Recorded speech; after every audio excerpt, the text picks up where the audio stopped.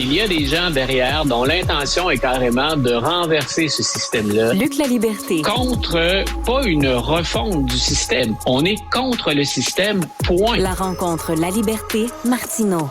Alors, Luc, Joe Biden a une épine dans le pied. Toi, tu disais que c'était son kryptonite hier. Hein? Yes. Alors, le fameux métal qui paralyse Superman et qui lui enlève tous ses pouvoirs, c'est l'immigration. Qu'est-ce qu'il fait avec l'immigration? Si t'es trop dur, les gens vont dire, ben là, t'es trop trumpiste. Si t'es trop mou, ben alors là, t'es trop laxiste. Il fait quoi? Il va devoir, d'une façon ou d'une autre, être plus dur ou à tout le moins donner cette impression qu'il est plus dur, qu'il est plus ferme, ou que c'est vraiment au sommet de sa liste de priorités. Dans les 2 ou 3 grandes priorités, on devrait retrouver l'immigration. Et encore une fois, il y a un travail réel, il y a un travail de terrain à faire, mais il y a un travail de vente, de mise en marché du produit, si je puis m'exprimer comme ça. Il y a 2 sondages qu'on croisait dans les dernières journées, un du Siena College et un autre de Fox News. Et dans un cas comme dans l'autre, il n'y a pas de bonnes nouvelles pour Joe Biden. Et je répète ça, ça fait déjà 3 semaines là, qu'on évoque des divisions à l'intérieur du Parti démocrate. Ça a été pendant des semaines, voire des années maintenant, des factions au sein du Parti républicain, les fameux radicaux qu'on appelle les MAGA, hein, les pro-Donald Trump, et ceux qu'on appelle, à défaut d'une meilleure expression, les modérés. Donc, c'est correct, ils ont pris le plancher, on les a vus paralyser le Congrès, mais il semble qu'au sein du Parti démocrate, donc ces fameuses divisions remontent à la surface, et entre autres sur la question de l'immigration. Dans le sondage du Siena College, écoute, il y a 35% des démocrates de New York qui disent finalement que l'immigration constitue maintenant pour les New-Yorkais. Là, on parle d'un État, mais ensuite j'ai des chiffres pour l'ensemble du pays, mais 35% des New-Yorkais disent c'est un fardeau, l'immigration. Il y en a 53% d'entre eux qui disent on en a assez fait déjà. Donc, c'est énorme. Et tous les deux, on a parlé du maire Adams. Il y a peut-être un mois et demi, Eric Adams avait lancé un message d'alerte à Joe Biden. Faites quelque chose. C'est la destruction de New York, ni plus ni moins la ville qu'on envisage si ce flot de migrants continue. Il devait y avoir un Greg Abbott au Texas et un Ron DeSantis en Floride qui étaient bien contents d'avoir quelqu'un, un démocrate en vue comme Adams, relayer le même message qu'eux. Quand on regarde à l'échelle du pays maintenant, dans les données inquiétantes pour Joe Biden, on a 71% des indépendants qui disent on est très, très, très critique du travail de l'administration Biden sur l'immigration. 71% d'indépendants, ça donne à penser que ça va pas très bien pour les démocrates à la veille d'une année électorale parce que l'immigration, c'est ce que j'évoquais hier. Autant l'avortement va être une question pour les démocrates qu'on va mettre de l'avant puis qui va nuire aux républicains. Dans le cas de l'immigration, tout le monde perçoit ou presque mieux le travail des républicains. Et il y a 22% de démocrates au plan national qui disent sur l'immigration, on a plus confiance dans les républicains. Donc, si Joe Biden... Luc, quand même, c'est assez particulier parce que c'est un pays construit sur l'immigration. Tout à fait. C'est ça, les États-Unis. Et que là, les États-Unis, dont l'essence même, l'ADN, c'est l'immigration. Mon Dieu, le statut de la liberté qui souhaitait bienvenue aux gens qui arrivaient par bateau, c'est dans la mythologie américaine. Et là, soudainement, ils disent « Wow, c'est trop ». Mais tu vois, j'aime bien, tu as utilisé un terme qui me convient parfaitement dans la mythologie américaine. Tu as parfaitement raison, les États-Unis, c'est un pays construit sur l'immigration et depuis le départ. Mais on oublie qu'au 19e siècle, c'est ce qu'on commémore quand en 1886, on fait apparaître cette statue de la liberté dans le port de New York. Au 19e siècle, on oublie qu'il y a l'équivalent de l'extrême droite, qu'il y a des nativistes. Il y a énormément de pression des gens pour freiner l'immigration. Et ce qui fait que le gouvernement ne cède pas à l'époque, c'est qu'on est en pleine révolution industrielle, on a besoin d'une quantité phénoménale de main-d'œuvre à bon marché, et l'immigration est nécessaire, du moins pour les grands patrons d'industrie, à la croissance économique américaine. Donc, ces mouvements-là de recul, de panique, de xénophobie et parfois de racisme, on a eu ça à la fin du 19e siècle, on a eu ça après la Première Guerre mondiale. Dans les années fin, les fameuses années folles, là, c'est parmi les années les plus intolérantes au plan de l'accueil des immigrants. Et cette fois-là, le gouvernement américain va même par 2 fois imposer des quotas d'immigration. Maintenant, j'évoque ces grandes périodes de migration, fin 19e, début 20e. Ça n'a pas d'équivalent ce qui se passe actuellement aux Hum, États-Unis dans l'histoire. Dans toute hum, l'histoire de ce pays marqué par des hum. vagues d'immigration, on n'a jamais reçu autant d'immigrants. Donc, quand on a de nouvelles mesures au plan économique, quand une partie de la population s'inquiète, et les républicains tablent là-dessus, que le pays nous échappe, qu'on a la théorie du grand remplacement qui chemine plus ou moins officiellement un peu partout. Donc, on a des gens inquiets, on est aux prises avec de l'inflation et il y a un problème réel d'immigration illégale. L'immigration légale, elle est Mais encadrée, j'ai envie de te dire surencadrée. Ce qui fait peur aux Américains, c'est cette immigration illégale qu'on ne semble pas être en mesure de limiter et ça s'améliorera pas. Ça s'améliorera pas parce que les gens qui quittent l'Amérique centrale, l'Amérique du Sud, le font en raison des retombées des changements climatiques puis des problèmes économiques que ça entraîne.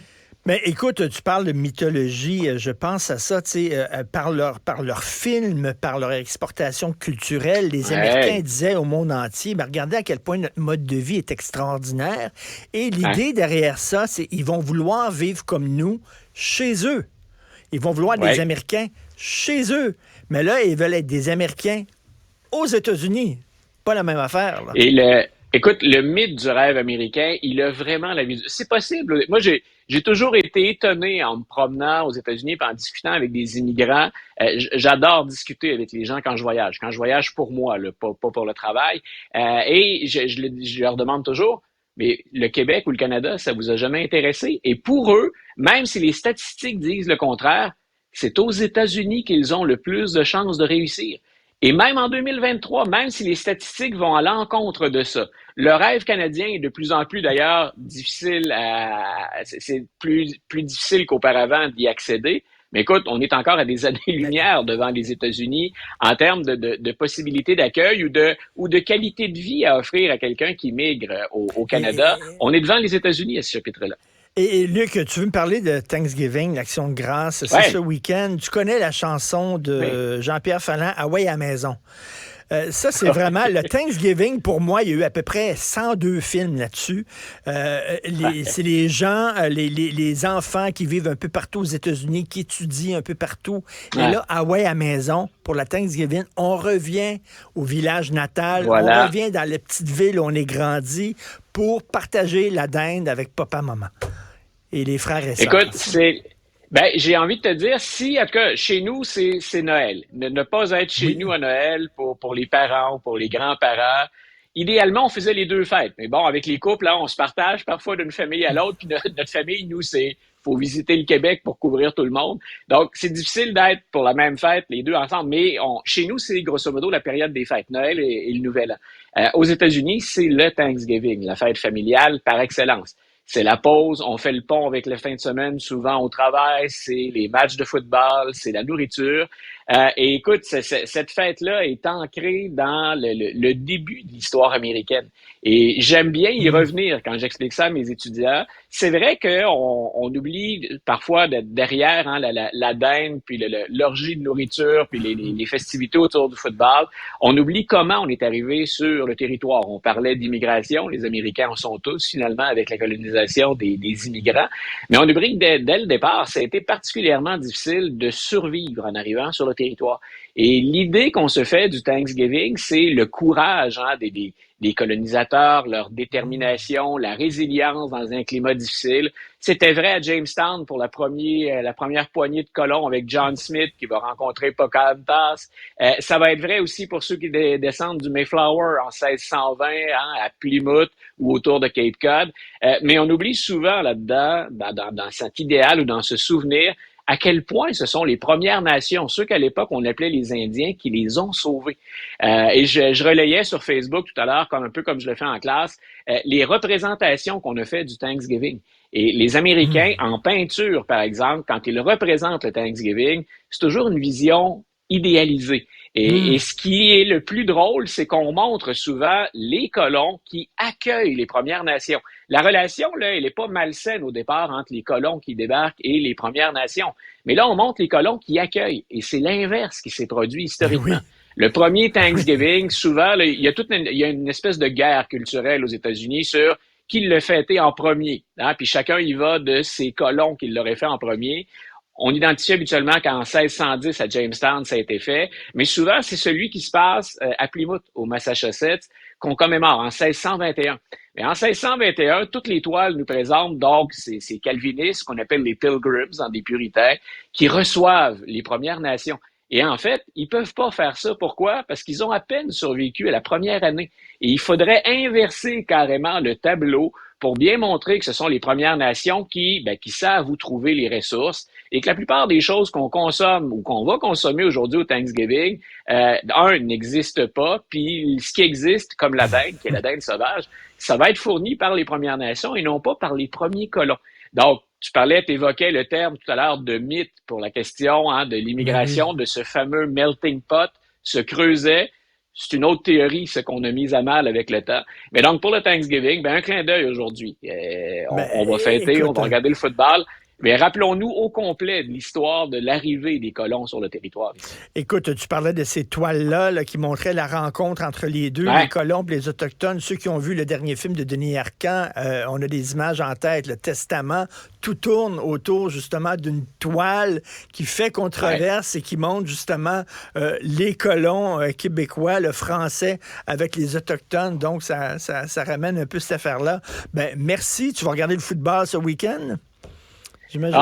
Aujourd'hui, il y a fort à parier que je vais trouver un moment, s'il le faut, ce sera sur mon téléphone en déplacement, mais je vais assurément surveiller des matchs. Puis la fin de semaine, je partage ça en commun avec notre ami commun, Guy Perkins. Donc, lui surveille les Jets. Moi, c'est depuis l'enfance les Steelers. Donc, il y aura ça au programme. OK. Puis, moi et toi, Luc, là, est-ce que tu préfères le football américain au football canadien? En termes de stratégie, écoute, je vais trancher la poire en deux. En termes de stratégie, les 4 essais du football américain, j'aime ça parce que ça met le jeu au sol, puis les défensives, on les exploite différemment. Mais quand on a vu le football canadien, et quand on a vu le match des Alouettes en fin de semaine, je défie les Américains de nous fournir quelque chose de plus excitant que ça comme fin de match. Écoute, j'étais arrivé à mon siège, la gueule décrochée, j'ai pris un grand plaisir à ce match-là, puis bien sûr à la victoire des Alouettes. Gardez-la, votre anglais. Merci beaucoup, Luc. Gardez-la, votre anglais. Bonne journée. À demain, Luc. Alors, merci beaucoup à toute l'équipe qui m'entoure. Merci, Florence Lamoureux. Très content que tu sois revenu du Danemark.